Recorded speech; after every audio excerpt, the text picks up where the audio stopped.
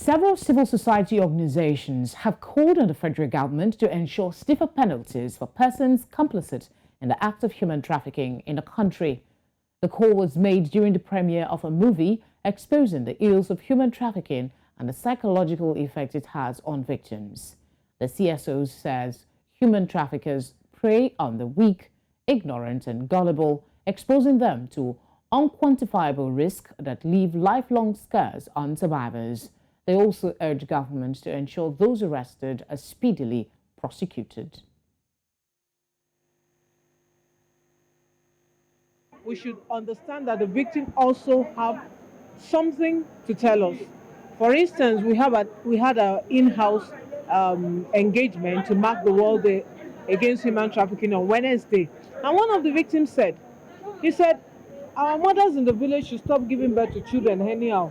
It's because they are giving birth to children, that's why they can give them out, and they know there are others for them to still give out. So for me, I think she's talking about responsibility.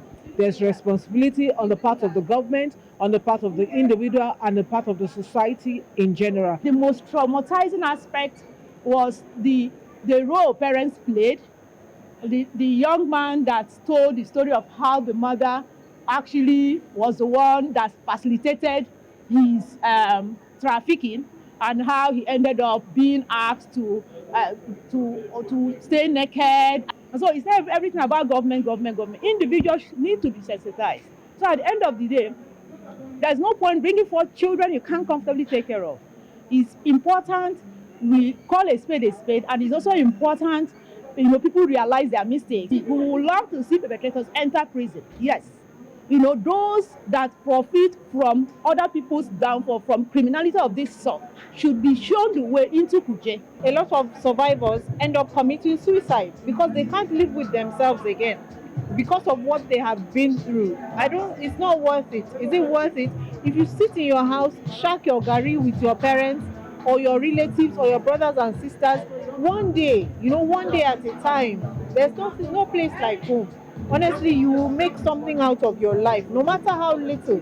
At least you have your dignity in place than to go somewhere where you will be treated like an animal. Human trafficking is growing more in Abuja. More attention also should have to be shifted to Abuja so that we can nip at the bud in Abuja before it blooms some like other states like Edo and Lagos.